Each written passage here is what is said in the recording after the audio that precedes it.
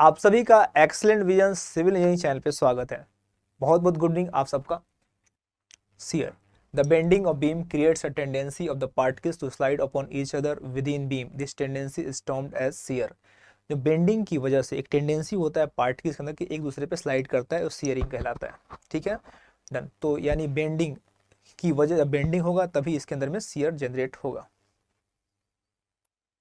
छोटा civil engineering, thank you so much.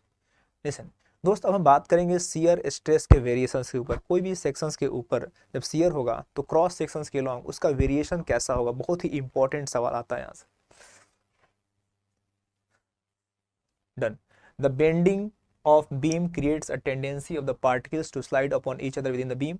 This tendency is termed as shear. अच्छा, वही difference दोबारा लिखा गया है। कोई भी सेक्शन है, यहाँ पे एक चीज मेंशन गलत हो गया दोस्त। ये जो सेक्शन है ना, टाइपिंग करने वाले ने गलत मिस्टेक कर दिया। लिसन, ये यहाँ कोई स्टील नहीं है।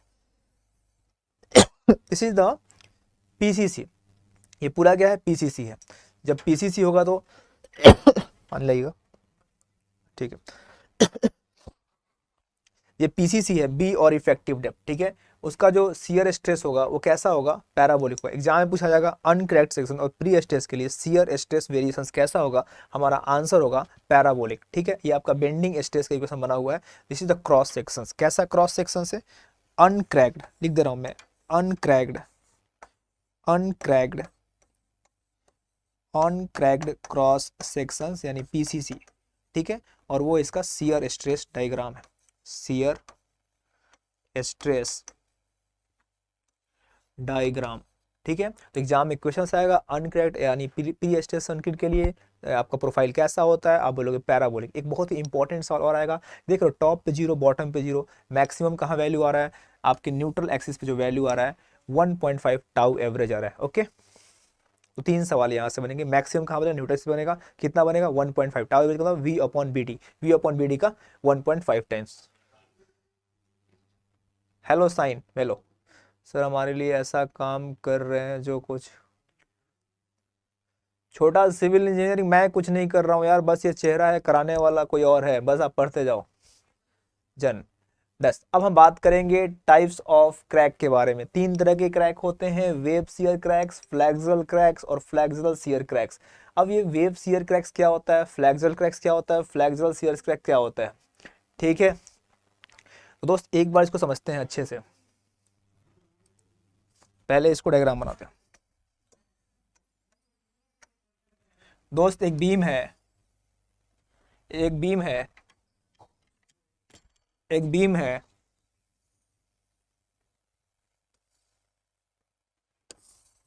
सिंपली सपोर्ट बीम है, और ये यहां पे सपोर्ट है।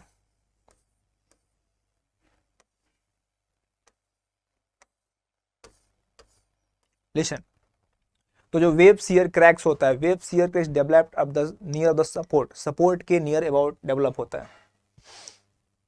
डन। सपोर्ट के नियर अबाउट होता है, यानी शियर फोर्स मैक्सिमम होता है। दोस्त एक एलिमेंट लिया हमने, तो क्या होता है, शियर की वजह से एलिमेंट का एक डायगोनल पे टेंशन होता है, एक डायगोनल पे टेंशन हुआ, और इस पे क्या हुआ, कंप्रेशन हुआ। दिस इज द टेंशन, तो इसको बोलेंगे डायगोनल टेंशन। ये हो गया डायगोनल कंप्रेशन। दोस्त आपको पता है कि concrete is weak in tension, तो उसके कारण आपको क्या होगा, क्रैक्स डेवलप होगा। डन।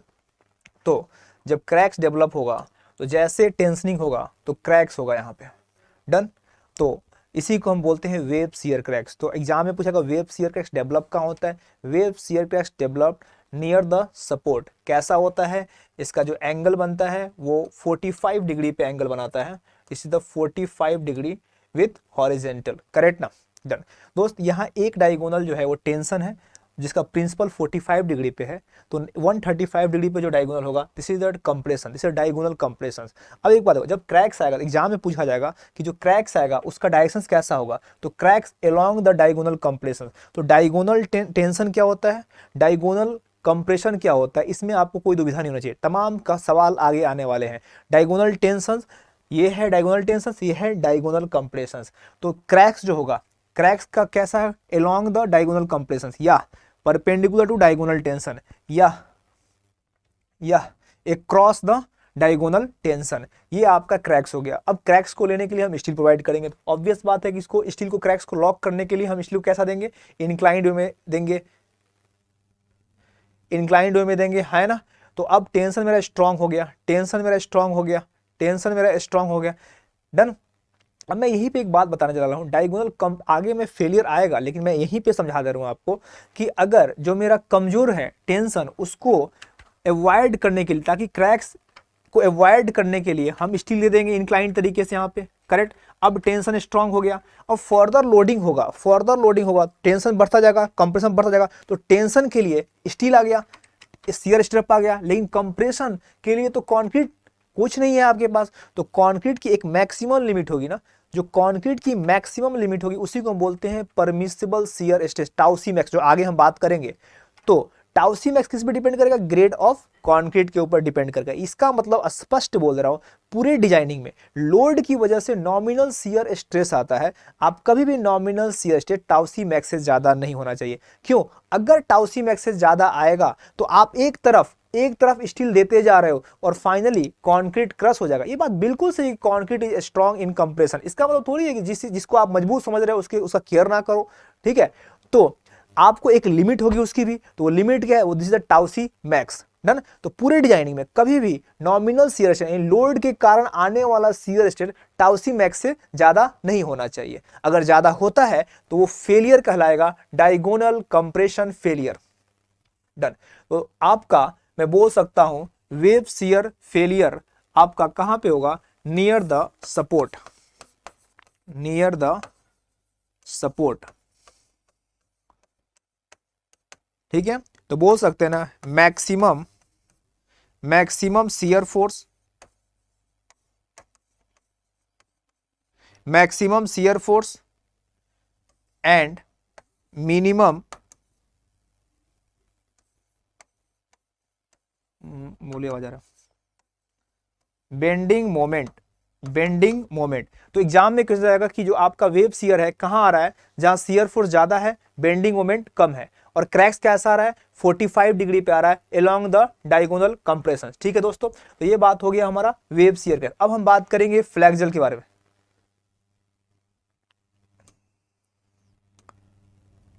ठीक है, ठीक है अनिकेत, अभी देख लेते हैं उसको।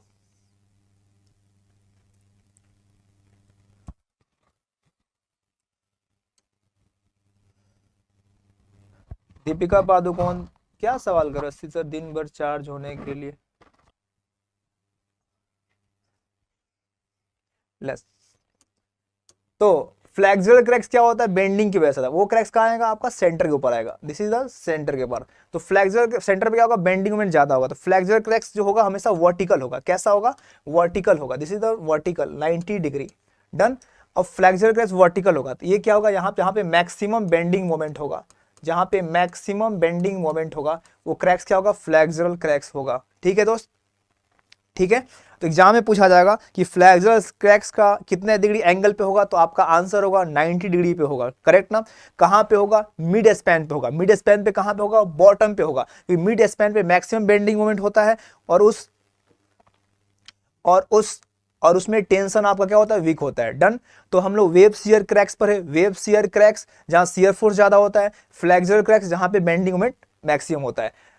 तीसरा है flexural shear cracks, flexural shear cracks is the combination of bending and shear, correct ना। तो आप देख रहे हो यहाँ पे जो क्रैक्स है 45 डिग्री है, यहाँ जो क्रैक्स है 90 डिग्री है, यानी जब कॉम्बिनेशन होगा तो 90 टू 45 डिग्री के बीच में ये वेरी करेगा, 90 टू 45 के अंदर ये वेरी करेगा, है ना, डन। तो तीन तरह के क्रैक्स हम पढ़ लिए। और बहुत ही इंपॉर्टेंट बात फिर आएगा कि अगर पहला क्रैक्स डेवलप होता है, इनिशिएशन जो क्रैक्स का होता है वो कहां पे होता है, तो आंसर मिड स्पैन पे होगा और वो बॉटम पे होगा। तो पहला क्रैक्स कौन सा होगा, फ्लैक्सुअल क्रैक्स होगा, डन। एक बात मैंने छोड़ रखा था, shear stress variation rectangular sections का, अभी आपको बताया था शियर स्ट्रेस डायग्राम अनक्रैक्ड यानी आरसी आपका पीसीसी का कि कैसा होगा, तो आपका आंसर आया था पैराबोलिक होगा। लेकिन अगर स्टील होगा, देखो अब स्टील आया तो नीचे कंक्रीट नहीं रहा, यानी कंक्रीट को हम नीचे नहीं मानते हैं, कंक्रीट न्यूट्रल से ऊपर होता है, तो कंक्रीट कैसा होता है, पैराबोलिक होता है। डन। अब नीचे का स्ट्रेस फाइनली कौन लेगा, स्टील। इंपॉर्टेंट बात यह है कि आरसीसी में जो शियर स्ट्रेस होगा न्यूट्रल के ऊपर पैराबोलिक होगा, न्यूट्रल के नीचे क्या होगा, कांस्टेंट होगा, लेकिन कहां तक, कहां तक, स्टील तक। तो याद रखना, केवल ये बोल देना उचित नहीं रहेगा दोस्तों। आप देख रहे हो जो आपका सीजी है स्टील का, करेक्ट ना, तो आप बोलोगे न्यूट्रल एक्सिस के अबव पैराबोलिक है और नीचे रेक्टेंगुलर है, up to tension reinforcement, up to tension reinforcement. Done. तो दोस्तों अभी तक हम लोगों ने 3 बातें किया, शियर स्ट्रेस का वेरिएशन, शियर स्ट्रेस का वेरिएशन अनक्रैक्ड सेक्शंस में और क्रैक्ड सेक्शन में, यानी पीसीसी में और आरसीसी में। टाइप्स ऑफ क्रैक्स, 3 क्रैक्स पढ़े। अब हम बात करें types of failure.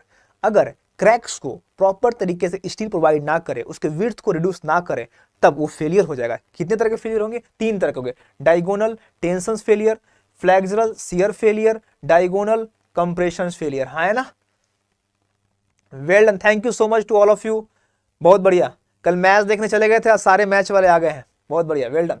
Diagonal tension failure क्या होता है, वो कहां वहां पे होता है, it occurs under large shear force and less bending moment. जहां पे लार्ज शियर फोर्स और लेस बेंडिंग, ऐसा कहां होता है, सपोर्ट पे होता है। यानी जब आपका डायगोनल टेंशन क्रैक्स जो होता है, अगर उसका हम उसके लिए प्रोविजन प्रॉपर स्टील का ना करें, वहां पे फेलियर होगा डायगोनल टेंशन, करेक्ट। अब हम बात करते हैं such cracks are normally at 45 degree, बिल्कुल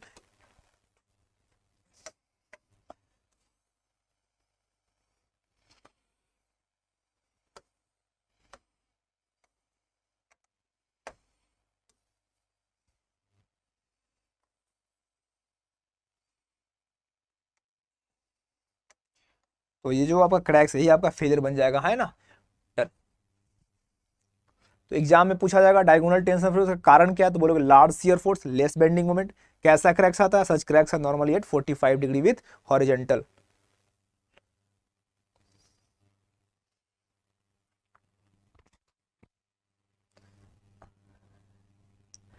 फ्लेक्सुरल शियर फेलियर क्या होता है, it occurs under large bending moment and less shear force. जो फ्लेक्सुरल शियर होता है कहां पे होता है, जहां पे बेंडिंग लार्ज होता है और शियर कम होता है। It occurs normally at 90 degree with horizontal. दोस्त चाहे वो फ्लेक्सुरल क्रैक्स हो, चाहे वो फ्लेक्सुरल शियर क्रैक्स हो, ठीक है, उन दोनों के कारण जो फेलियर होते हैं उनको फ्लेक्सुरल शियर फेलियर कहते हैं, ठीक है जी।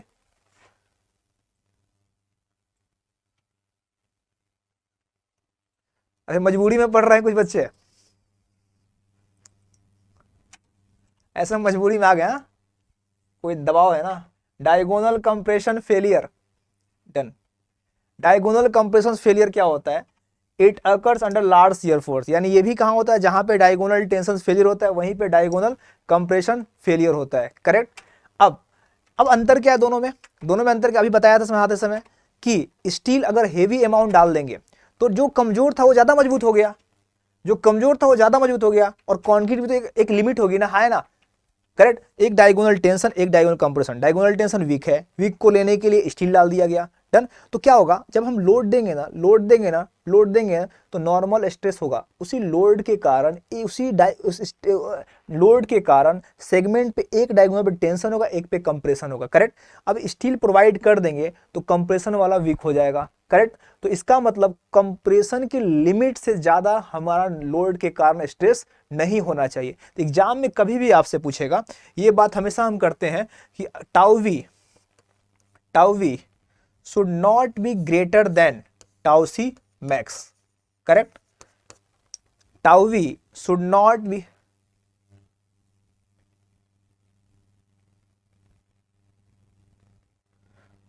ठीक है Yogesh, thank you so much.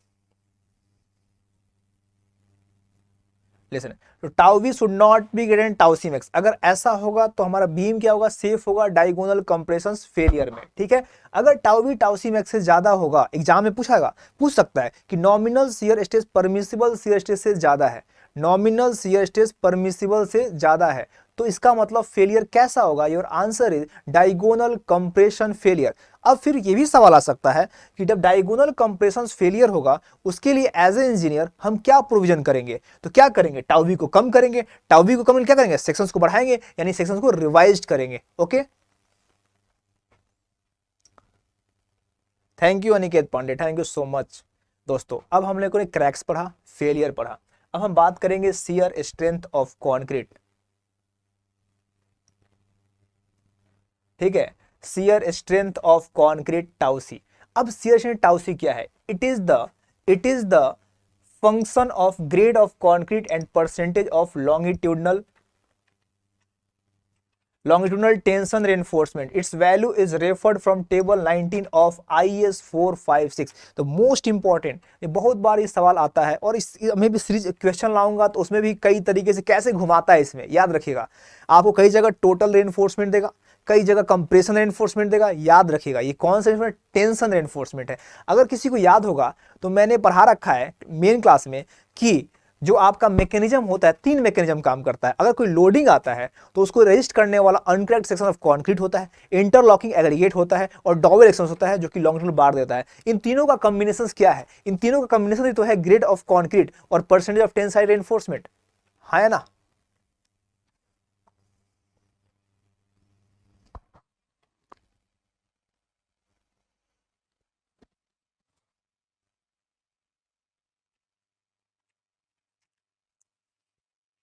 बच्चे और लाइक में डिफरेंस का कारण है। लाइक का मतलब क्या होता है? जो पसंद होगा उसको लाइक करेंगे, ठीक है? तो जिसको पसंद है वो लाइक कर रहा है, इसमें करीब बड़ी बात क्या है? ठीक है, तो आप बोल क्यों रहे हैं? नहीं है, हम और अच्छा पढ़ाएंगे तब तो बच्चे लाइक करेंगे, ठीक है, कोई दिक्कत नहीं है। शियर स्ट्रेंथ ऑफ कॉन्क्रीट, तो एग्जाम में एक सवाल आएगा, बोलोगे it is the function of grade of concrete and percentage of longitudinal tensile reinforcement. Done. Listen, अब हम बात करेंगे nominal shear stress. Nominal shear stress को बोलते हैं टाउ वी, ठीक है, टाउ वी। टाउ वी क्या है? The nominal shear stress in beam of uniform डेट shall be obtained by the following equation. तो डायरेक्ट आपसे एग्जाम पूछा जाता है कि नॉमिनल शियर स्ट्रेस क्या होता है? Tau V upon V U upon V D. दोस्त आपने देखा कि रियलिटी में जो आपका शियर स्ट्रेस डायग्राम होता है वो न्यूट्रल एक्सिस के ऊपर पैराबोलिक होता है, करेक्ट ना? लेकिन डिजाइनिंग की में हम उसको कांस्टेंट मान के चलते हैं। वास्तविकता में पूरे सेक्शंस का आपका जो नॉमिनल शियर स्ट्रेस होगा, अगर ये सेक्शन है, अगर ये आपका सेक्शन है और इसकी मैं नॉमिनल शियर स्ट्रेस की बात कर रहा हूं, तो nominal shear stress through out हम सेम मान लेते हैं, करेक्ट ना? कहां तक? फिर मैं गलत बना दिया इस चीज को।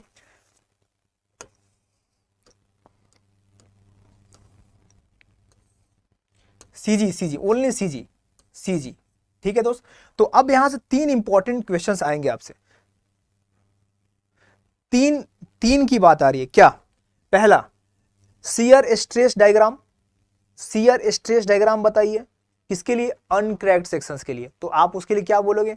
आप बोलोगे पैराबोलिक होता है। फिर सवाल आएगा शियर स्ट्रेस बताइए क्रैक्ड के लिए या रेनफोर्समेंट कंक्रीट के लिए, तो आपका आंसर होगा न्यूट्रल एक्सिस के ऊपर पैराबोलिक और नीचे रेक्टेंगुलर, लेकिन अप टू टेंशन रेनफोर्समेंट। फिर सवाल आएगा कि नॉमिनल शियर स्ट्रेस का बताइए, तो nominal shear stress through out the constant, कहां तक? अप टू, यानी थ्रू आउट फुल क्या होता है? रेक्टेंगुलर होता है, कहां तक? CG of the tension reinforcement. तो वेरिएशंस के ऊपर 3 सवाल आएंगे आपको, ठीक है दोस्तों। आप देखो ना, वास्तविकता में कम होता है, मैं ज्यादा ले रहा हूं तो डिजाइनिंग में कोई दिक्कत नहीं है, ये तो सेफ्टी फैक्टर की बात हो रही है।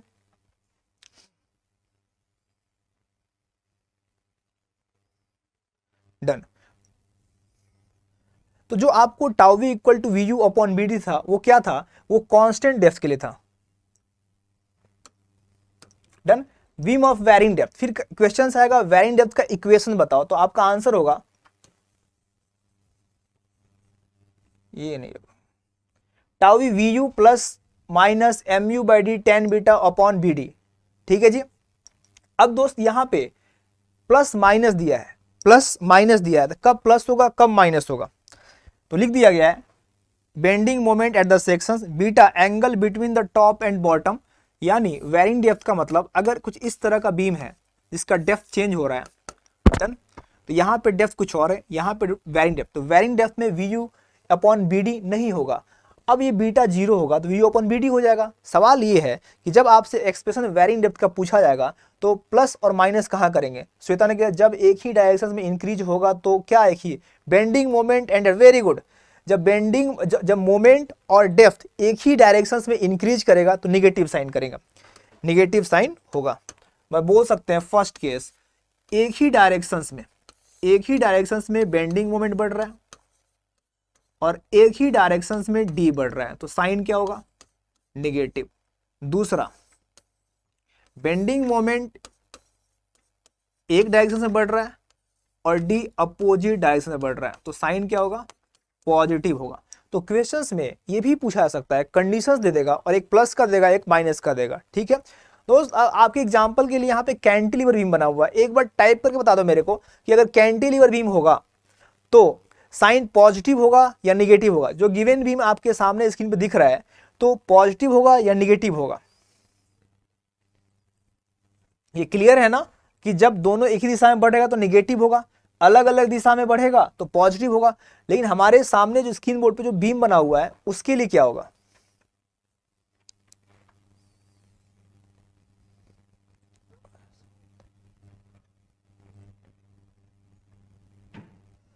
वेरी गुड, पॉजिटिव आधे आधे, निगेटिव आधे पॉजिटिव, फिर आधा आधा हो गया। फिर क्या समझ में आ रहा है आप लोग को,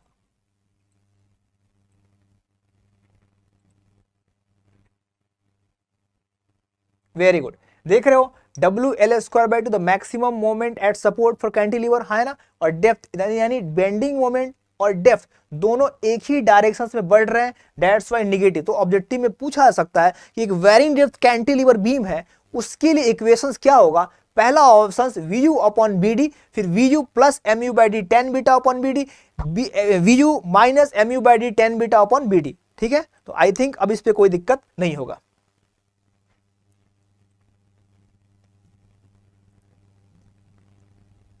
thank you Neha, thank you. Listen दोस्त, अभी मैं बात किया था टाउसी मैक्स के बारे में कि कभी भी जो नॉमिनल शियर स्ट्रेस होगा टाउसी मैक्स से ज्यादा नहीं होगा, कभी भी टाउसी मैक्स से ज्यादा नहीं होगा। क्यों ज्यादा नहीं होगा, क्योंकि अगर ज्यादा हुआ तो किस तरह का फेलियर होगा, डायगोनल कंप्रेशन फेलियर होगा।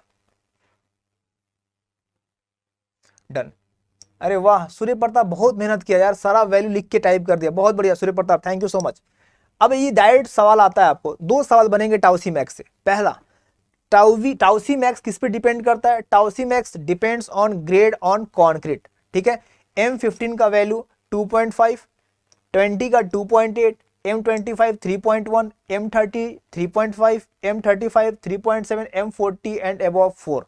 ठीक है, तो आज की क्लास में हम लोगों ने शियर स्ट्रेस का वेरिएशंस के बारे में पढ़ा, शियर स्ट्रेस के क्रैक्स के बारे में पढ़ा, शियर क्रैक्स के बारे में पढ़ा, और टाइप्स ऑफ फेलियर के बारे में पढ़ा, और टाउसी, टाउवी और टाउसी मैक्स। वेरी वेरी इंपॉर्टेंट, यानी बेसिक क्लास था हमारा। अब इसी से हम MCQ करेंगे।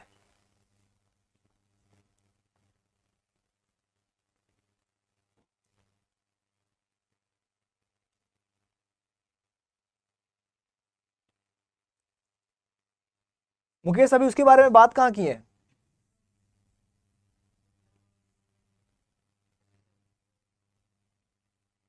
ठीक है दोस्त, अभी तक सब कुछ सही है। अब सवाल पे आ जाए, आर यू रेडी, रेडी किया जाए सवाल।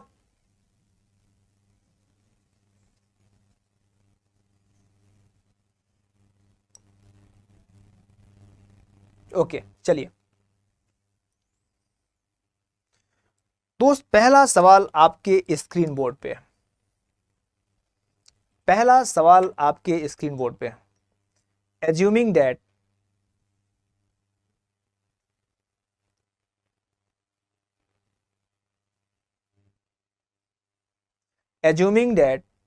concrete will not take any tension, which one of the following shear stress diagram for the reinforced concrete rectangular section shown in figure। कैसा सेक्शन है, रेनफोर्स्ड है, रेनफोर्स्ड है। देखो डायग्राम में आप देखो, ऊपर वाला ना थोड़ा सा ढंग से नहीं बना पाया है, लेकिन ये पैराबोलिक होगा। RCC बोला है ना, RCC बोला है ना भैया, देखो फिर गलती कर रहे हो। तो मान सकता हूं ये डायग्राम ना C वाला कुछ ऐसा बनना चाहिए। ठीक है, तो टाइपिंग में थोड़ा सा क्लियरिटी नहीं आया, ऐसा होना चाहिए। डन, अब कंफ्यूजन नहीं होगा आपको, अब हटा दिया मैंने। डन, ये है सी ऑप्शन। अब ध्यान दो, assuming that concrete will take any tensions, which one of the following shear shear diagram, reinforced concrete है ना दोस्त, reinforced concrete से, ठीक है, तो आपका करेक्ट आंसर होगा C. Well done, well done, nice. Next question, for a reinforced concrete beam sections the shape of the shear stress diagram is। Variations के सारे सवाल आपको लाइन बाय लाइन मिलेंगे। मैं दोस्तों मैं फिर से बोलता हूं, प्लीज आप सवाल को ढंग से पढ़िए। वही 3 वेरिएशंस के सवाल हैं, एक आपका आरसीसी का है, एक पीसीसी का है।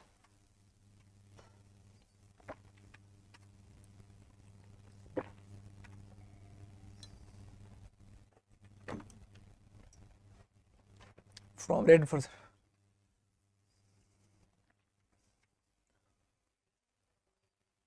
बी, नेहा वर्मा, श्रद्धा चौरसिया, रत्नेश, मनीष, अनिकेत, ज्ञानेंद्र, दिव्याकांत, शिवम।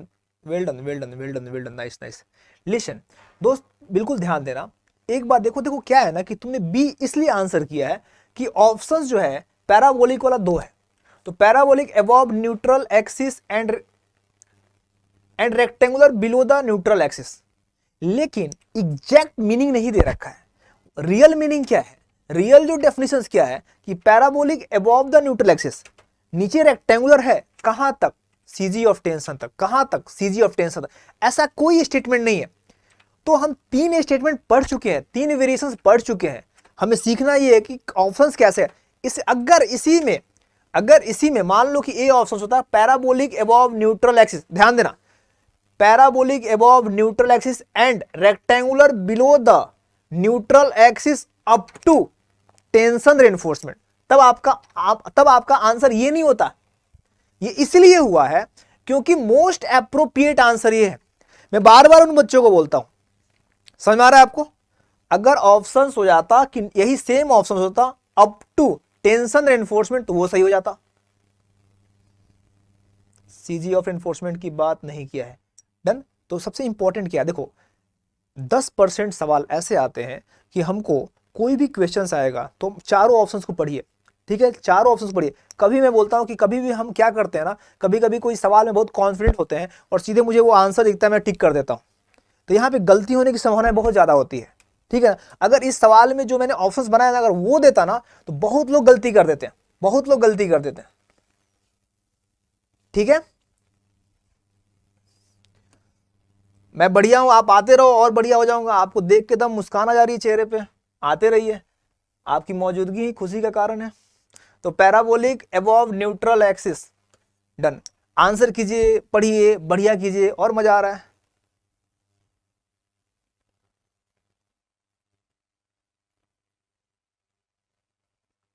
चलिए, तो क्वेश्चन नंबर 3, एज्यूमिंग। मुर्शिद आप सवाल पढ़िए ना, आप लाइक कर दो, ये कर दो, मत किया करो, पढ़ाई कर लो, आ जाओ। Assuming concrete below the neutral axis to the cracked, the shear stress across the depth of a singly reinforced rectangular beam sections, यानी स्टील है आपका टेंशन में। अब 4 ऑप्शंस आपके पास हैं, ध्यान से पढ़ना सारे ऑप्शंस को। देखते हैं पहला आंसर कौन करता है। प्रभात शर्मा, फंस गए भाई। Praduman Patel, very good. Aniruddh, well done. दीपक,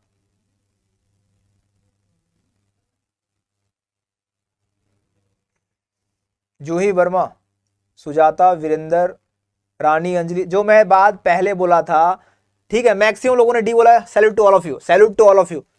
दोस्त बोला ना ऑप्शंस पढ़ा कर, देखो वही आपका increase parabolic to the neutral axis and drop suddenly 0 बिल्कुल नहीं होगा। Increase parabolic to the neutral axis and remains constant over the reminder, मैं भी बता दिया आप लोग। देख, अगर ये वाला ऑप्शन नहीं होता ना, एग्जैक्टली दिया है ना, इस सवाल के अंदर में एग्जैक्टली ऑप्शन दिया है ना, अगर यहां पे ये ऑप्शन नहीं होता तब फिर हम सही कर देते उसको। समझ आ रहा है आपको? तो चारों ऑप्शंस पढ़िए, जो परफेक्ट आंसर है अगर वो नहीं है तब उसको हम करेक्ट करेंगे। क्लियर है?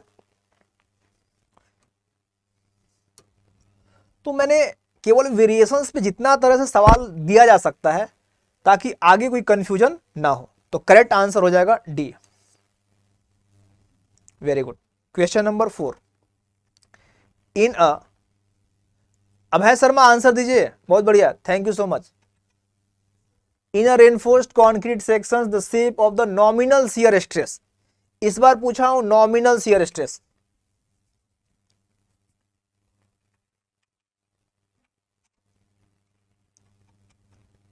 सवाल नंबर लिखकर बताइए भाई। पहला है पैराबोलिक अबव फुल डेप्थ, नहीं भैया, parabolic above neutral axis and rectangular below. मैं फिर से बोल रहा हूं, सारे ऑप्शंस को पढ़ो, सारे ऑप्शंस को पढ़ के बताओ। Very good. C C C C C C C C C C C Shweta Dhirendra, नहीं पढ़ पा रहा हूं यार मैसेज। तो आपका रेक्टेंगुलर ओवर द,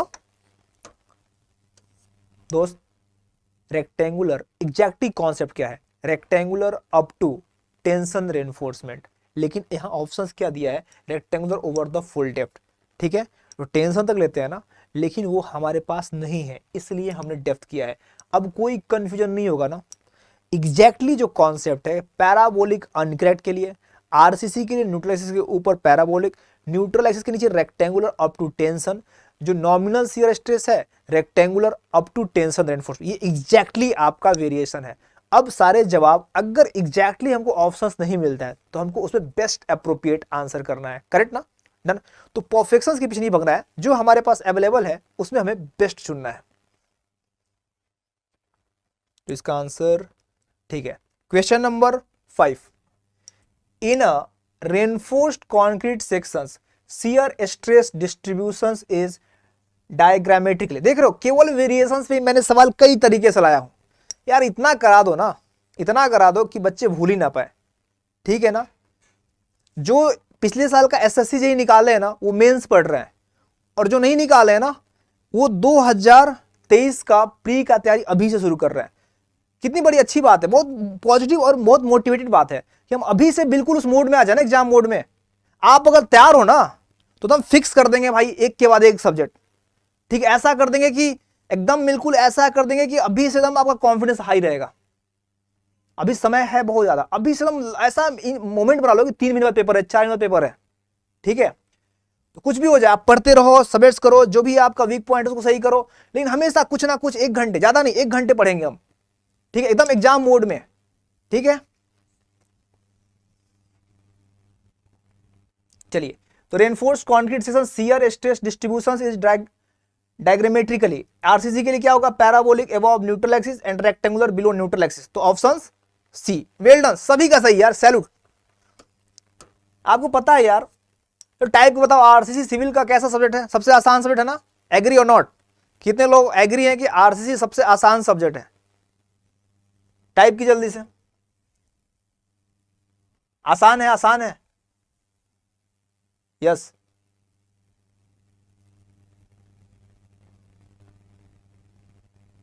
बहुत आसान है। एग्री। बहुत बढ़िया, बहुत बढ़िया। एकदम ऐसा कर देंगे ना, कोड भूलने नहीं देंगे भाई, भूलने नहीं देंगे एकदम। इतना एक ही सवाल को इतना घुमा घुमा के देंगे ना, रात में सपने में आने लगेगा, तुम चाह कर भी नहीं भूल पाओगे। अब आरसीसी आ जाओ, सवाल नंबर 6।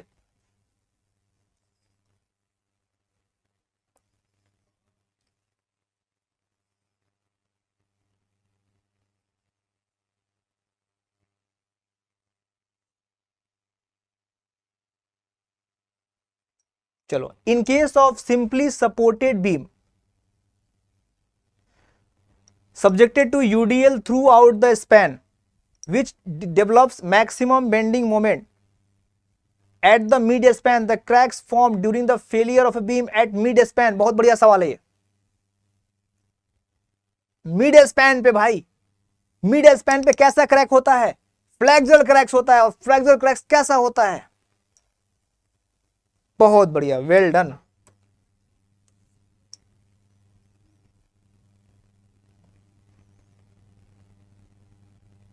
ठीक है, नाइस नाइस।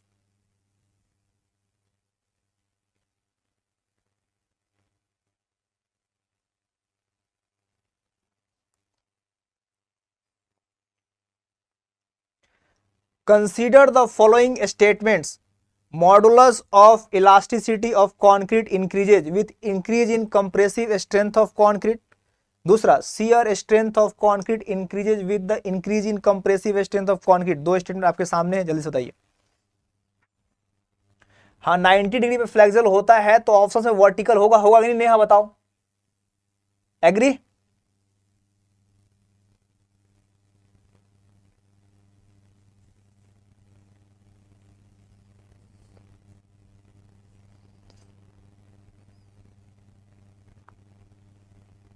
सेवेंथ का B, well done, done. Grade बढ़ेगा, स्ट्रेंथ बढ़ेगा, कंप्रेसिव ग्रेड बढ़ेगा, शियर स्ट्रेंथ बढ़ेगा, क्योंकि शियर स्ट्रेंथ डिपेंड करता है ग्रेड ऑफ कंक्रीट पे और परसेंटेज ऑफ टेंसाइल रेनफोर्समेंट पे। While checking the shear resistance of reinforced concrete beam for limit state of collapse as per IS 456, which one of the following nominal shear stress recommendations is to be adhered to? VU जो है shear force at vertical cross sections, B and D are the overall width and effective depth. क्या पूछा गया आपसे? nominal shear stress.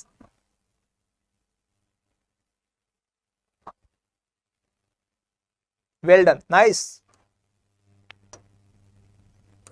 VU upon BD. Nice nice, बहुत बढ़िया बहुत बढ़िया। The limiting shear stress in reinforce sections of width B and effective depth D carrying shear force V। Same सवाल है, लैंग्वेज चेंज करके दिया है। यहां लंबा सा कहानी बना के दिया था, उसको अब बिल्कुल सिंपल वे में पूछ दिया। 9 का B, वेल डन। नेक्स्ट दोस्त, यहां 3 स्टेटमेंट है। पहला स्टेटमेंट है मॉडुलस ऑफ इलास्टिसिटी, दूसरा स्टेटमेंट है और तीसरा स्टेटमेंट है। मैं बार बार बोल रहा हूं, स्टेटमेंट का सवाल अगले एसएससी जेई में मैक्सिमम क्वेश्चंस होगा, न्यूमेरिकल कम आएंगे अब, तो स्टेटमेंट वाले सवाल को बहुत ध्यान से पढ़िएगा, ठीक है?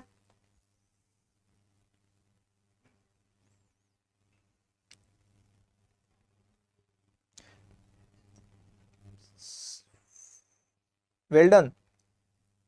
अनिरुद्ध गलत है आपका, हिमांशी सहनी सही है आपका, शिवम, ऋषु नहीं, Abhay well done, Upasana, Neha, Dhananjay, Shikha, Aniket, Garima, Aniket, Divyakant well done well done well done well done, civilian rocks, civilian rocks nice. Modulus of elasticity of concrete increase करेगा, बिल्कुल सही है। ब्रिटलनेस ऑफ कॉन्क्रीट इंक्रीज करेगा विद डिक्रीज इन कंप्रेसिव। कम करोगे तो ब्रिटलनेस घटेगा ना यार। ब्रिटलनेस ऑफ कॉन्क्रीट इंक्रीज बढ़ेगा कब? जब डिक्रीज इन कंप्रेसिवेशन। अरे ग्रेड बढ़ेगा तो ब्रिटलनेस क्या होगा? कम होगा ना। यहां लिखा हुआ है इंक्रीज। अगर यहां ब्रिटलनेस ऑफ कॉन्क्रीट डिक्रीज रहता तो स्टेटमेंट सही हो जाता है ना। तो दूसरा स्टेटमेंट गलत है। तो तीसरा स्टेटमेंट क्या है? Shear strength of concrete increases with increase in compression, बिल्कुल सही है। तो दूसरा स्टेटमेंट आपका गलत है, ठीक है। दूसरा स्टेटमेंट कब सही होता? जब ब्रिटलनेस ऑफ कंक्रीट डिक्रीजेज होता with decrease in compressive strength. मैंने stress strain diagram of concrete बताया था कि जब ग्रेड ऑफ कंक्रीट कम होगा तो आपका डक्टिलिटी बढ़ता है और ब्रिटलनेस कम होता है। Well done, thank you so much to all of you, बहुत बढ़िया। Shear span is defined as the zone. Shear span is defined as a zone.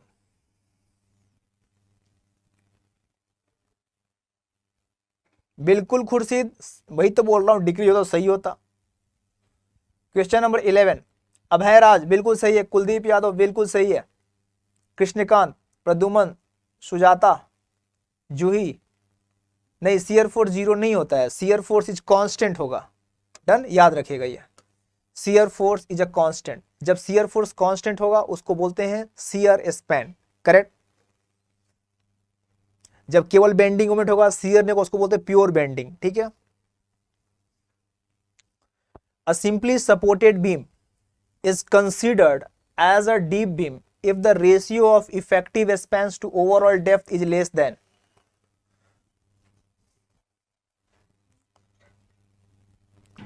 बारह का भी, वेरी गुड सचिन, बहुत बढ़िया, well done, nice.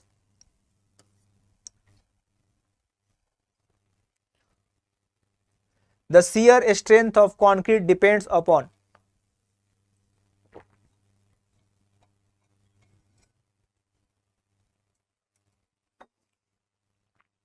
The shear strength of concrete depends upon.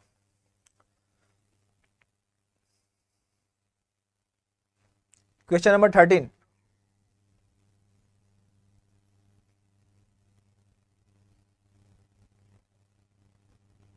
Thirteen का ए बोल रहे हो, वेरी गुड, डी आंसर होगा ना, ज्ञानेंद्र सही है, अमित कुमार, ज्ञानेंद्र, पवन, ठीक है। देखो भाई, शियर स्ट्रेंथ ऑफ कंक्रीट, आपको अगर यहाँ पे मैक्सिमम शियर स्ट्रेस या परमिसिबल शियर स्ट्रेस होता तब सवाल ग्रेड ऑफ कंक्रीट का होता। शियर स्ट्रेंथ ऑफ कंक्रीट का मतलब टाउसी की बात हो रही है, किसकी बात हो रही है, टाउसी की बात। अब मेरी बात ध्यान से सुनना, ध्यान सुनना, हमें हमेशा पूरे कॉन्सेप्ट को पता करना है और ऑप्शंस के अकॉर्डिंग बेस्ट आंसर करना है। अब मुझे पता है ग्रेड ऑफ कंक्रीट और percentage of longitudinal tension reinforcement है, लेकिन सवाल में मल्टीपल ऑप्शंस नहीं है, मल्टीपल ऑप्शंस नहीं है, तो ऑल ऑफ द अबव, तो शियर रेनफोर्समेंट प्रोवाइड करने से स्ट्रेंथ पे कोई फर्क पड़ता है क्या, बढ़ता ही तो है। इसलिए वास्तविकता में टाउसी डिपेंड करता है ग्रेड ऑफ कंक्रीट पे, percentage of longitudinal tensile reinforcement पे, लेकिन शियर जब देते हैं तो भी हमारा शियर स्ट्रेंथ बढ़ता ही है ना, इसलिए इसमें हम डी कर सकते हैं। लेकिन एक्यूरेट अगर यहां मल्टीपल होता तो ए और बी को हम सही करते। ठीक है सर दोस्त, तो all of the above, Deepanshu, very good. क्या बताना है इसमें, ये तो डायरेक्ट कोड का प्रोविजन है ना, 2 से कम होगा तो सिंपली होगा, 2.5 से कम होगा कंटिन्यूअस के लिए, correct. Question number 14, shear strength of concrete,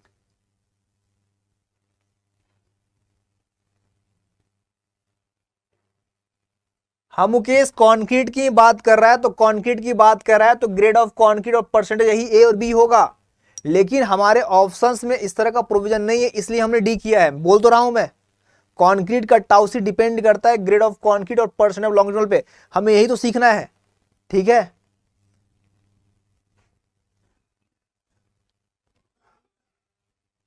done. देखो वही सवाल को अलग अलग तरीके से पूछा जा रहा है, ठीक है। अब देखिए 14 नंबर सवाल,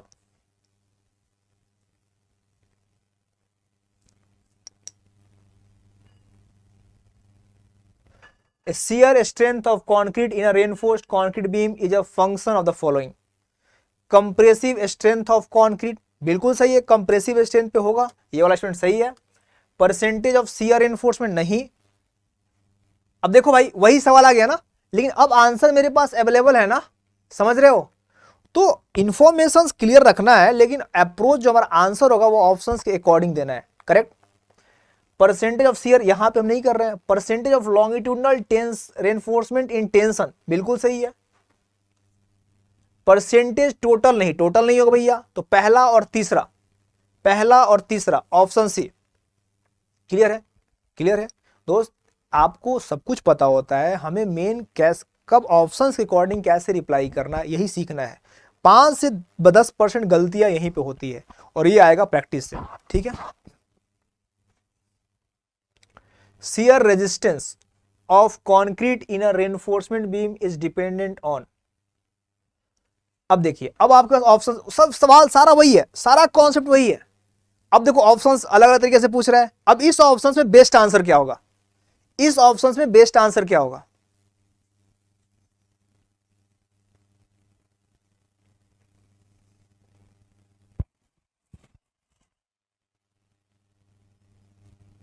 अरे भैया शियर रेजिस्टेंस ऑफ कंक्रीट क्या कैसे बढ़ता है भाई, ग्रेड ऑफ कंक्रीट बढ़ता है और परसेंट ऑफ टेंशन एनफोर्समेंट, यही होता है ना। अब ऑप्शन 4 है यहां पे, बताइए क्या आंसर करेंगे।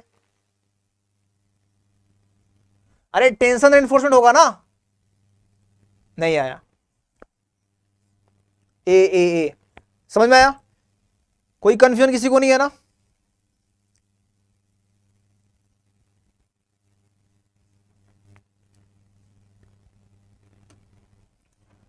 देख भाई मैं फिर से 14 वाले पे पूछ रहे हैं, देख 14 नंबर हो या 13 नंबर हो, 13 नंबर 14 नंबर 15, सब कोई सवाल अलग नहीं है, सेम कॉन्सेप्ट है। मैं फिर से बोल रहा हूं, tau C shear strength of concrete, tau C depend करता है ग्रेड ऑफ कॉन्क्रीट और परसेंटेज ऑफ टेंशन रेनफोर्समेंट पे, बिल्कुल सबको पता है। अब 13 14 15 सवाल वही उसी के ऊपर सवाल है। अब ऑप्शंस देख लो भाई, shear strength of concrete depends upon किस पे, ग्रेड ऑफ कॉन्क्रीट परसेंटेज, दोनों अवेलेबल है हमारे पास, दोनों अवेलेबल है, इसलिए हमने यहां पे डी किया। ठीक है, अब इधर आ जाओ, shear strength of concrete in reinforced concrete beam, वही सवाल है। तो यहां पे ऑप्शंस दोनों है ना, कंप्रेशन। अब यहां पे अब ये ऑप्शंस नहीं दिया हुआ है, अब आपको इसमें 1 2 3 मार्किंग दे रखा है, तब हम एग्जैक्टली बता पा रहे हैं, है ना। तो हमारा क्या है, कंप्रेशन यानी ग्रेड हो गया, यानी परसेंटेज किसका, टेंशन का। समझ में आया। देखो फिर वही सवाल है, shear resistance of concrete in reinforced beam dependent on, अब यहां ग्रेड नहीं दिया है, ग्रेड नहीं दिया है तो हमने कह दिया टेंशन रेनफोर्समेंट।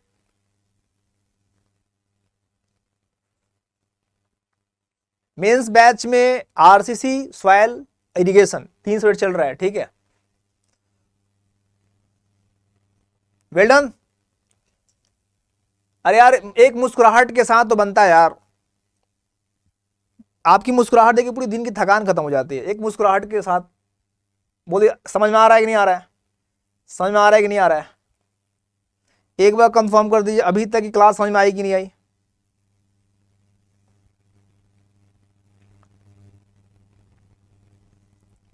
डन।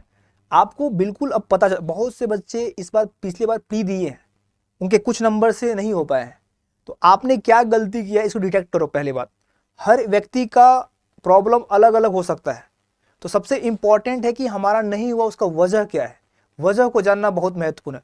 और मैं मानता हूँ सबसे इंपॉर्टेंट है ये क्या पढ़ा, ये पढ़ लिया वो पढ़ लिया, आप जो भी पढ़ो खुश होकर पढ़ो, मुस्कुराहट के साथ पढ़ो। जो इंसान खुश होकर काम करेगा सफलता आनी ही है, उसको सफलता आनी ही है। एकदम एंजॉय करके पढ़िए, बोर होकर मत पढ़िए, परेशान होकर मत पढ़िए कि हाँ ये पढ़ना है। इसीलिए हमने क्लास 1 घंटे का ही किया है भाई, अब ये नहीं कि एग्जाम आ रहा है तो 3 घंटे 2 घंटे पहले खूब क्लास ले रहे हैं, 6 घंटे का खूब ऑब्जेक्टिव करा रहे हैं। अरे एकदम लाइट मोड में अभी से पढ़ना है, एकदम आराम से 1 घंटा करते रहना है, करते रहना है। ऐसा कर देंगे इस बार कि जेई के पेपर के ना 1 महीना पहले हम रिलैक्स हो जाएंगे, एकदम सब आ गया भाई। अब बस अब योग और ध्यान करना है, सब हो गया, बस शांत रहना था बिल्कुल।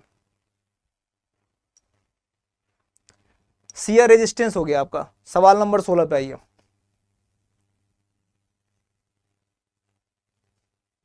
The maximum shear stress, maximum shear stress for M20 grade of concrete. अब मैक्सिमम टाउसी मैक्स की वैल्यू दे रखी गई ना कोड के अंदर ऊपर, M15 के लिए दिया था 2.5 और ये पूछा गया M20 तो 2.8 होना चाहिए। वेल डन, बहुत बढ़िया, मजा आ गया आंसर देख के। ये होता है, ये होता है feedback. 2.8, well done.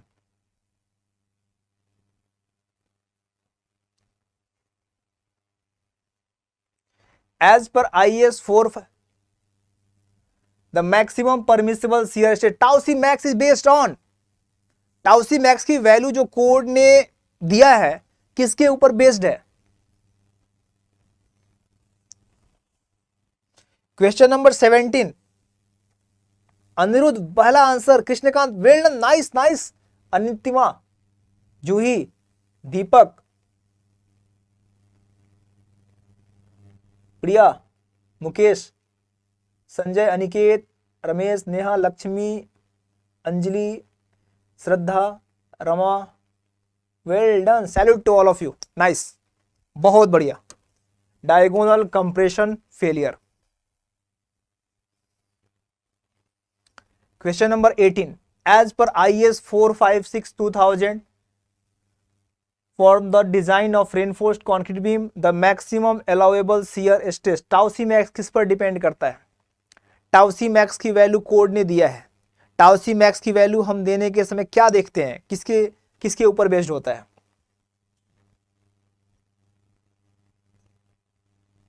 Very good, grade of concrete, ठीक है, कंफ्यूजन होना चाहिए। कुछ लोग डी भी बता रहे हैं, अरे भैया टाउसी मैक्स है, अगर टाउसी होता ना तो ग्रेड ऑफ कॉन्क्रीट और percentage of tension reinforcement, percentage of reinforcement होता, लेकिन क्या है, ग्रेड ऑफ कॉन्क्रीट ओनली।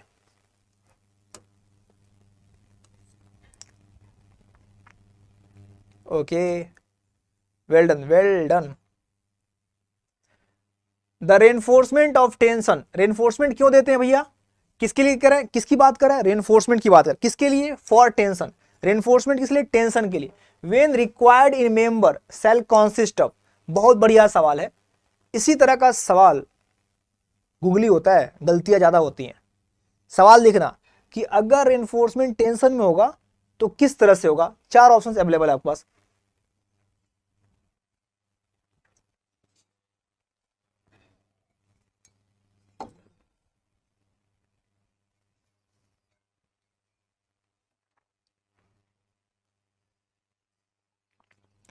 भैया लॉन्गिट्यूडनल होगा कि नहीं होगा, only longitudinal in tension face.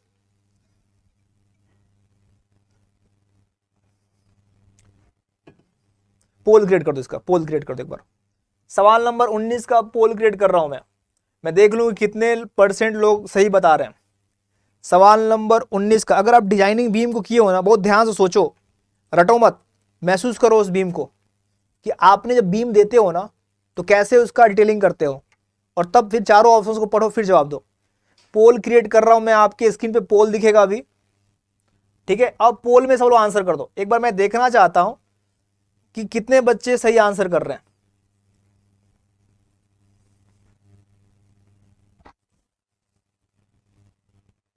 Only 5, नहीं पूरा वोटिंग हुआ नहीं है, वोटिंग करो पूरा। जितने लोग मेरे को टाइप किए हैं ना, उनसे मेरी गुजारिश है कि पोल करें आप, ताकि मुझे एक आइडिया मिले कि कितने लोग समझ रहे हैं, क्या इंप्रूवमेंट आ रहा है। केवल BBCCDD करने नहीं आया, यहाँ पे कुछ करने आया है। इस बार तहलका मचा देना अगले जेई में। 2 पैरेलल काम कर रहे हैं, एक तरफ मेंस की क्लास हो रही है पिछले बार के लिए, और ये प्री की तैयारी अभी से हो रही है, अभी से।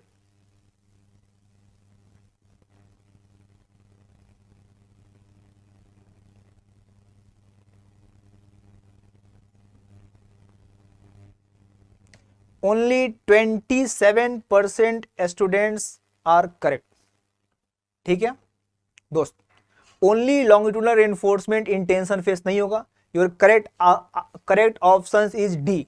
पूछो क्यों, आपको पता है कि टेंशन का हमारा, टेंशन में जब आप बीम में देते हो यार स्टील, तो ट्रांसफर नहीं देते हो। टेंशन जब आप देते हो, बीम देते हो, तो क्या उसमें ट्रांसफर नहीं होता है, दोनों को बांधते हो कि नहीं बांधते हो। जब आप शियर लगाते हो तो दोनों ट्रांसवर्स होता है कि नहीं होता है।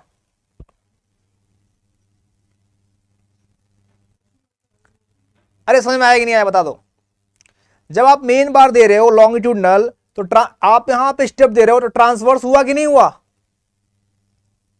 होगा ना ट्रांसवर्स एक बीच में। तो आपका आंसर क्या होगा, both longitudinal and transverse reinforcement.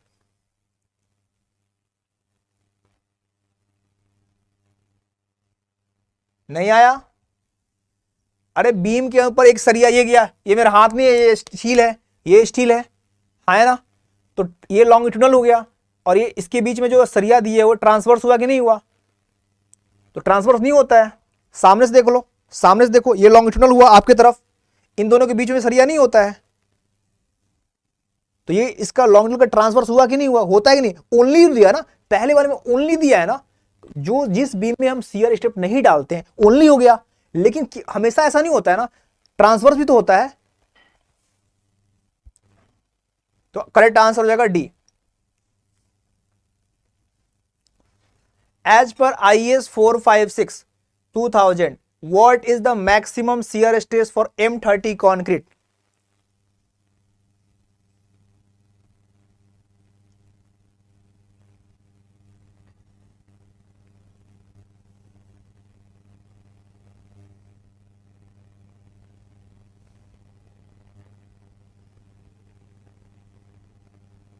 Well done, nice, 3.5.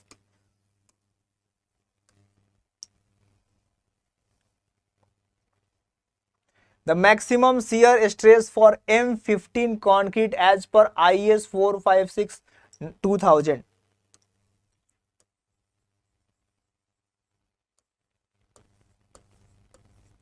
In limit state design is 2.5।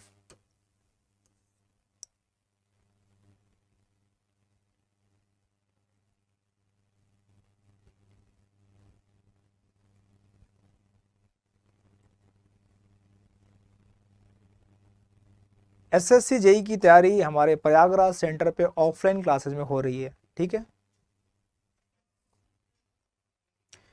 आज का लास्ट सवाल, in a reinforced concrete retaining wall a shear key is provided. Reinforced concrete retaining wall में शियर की प्रोवाइड करते हैं, क्यों?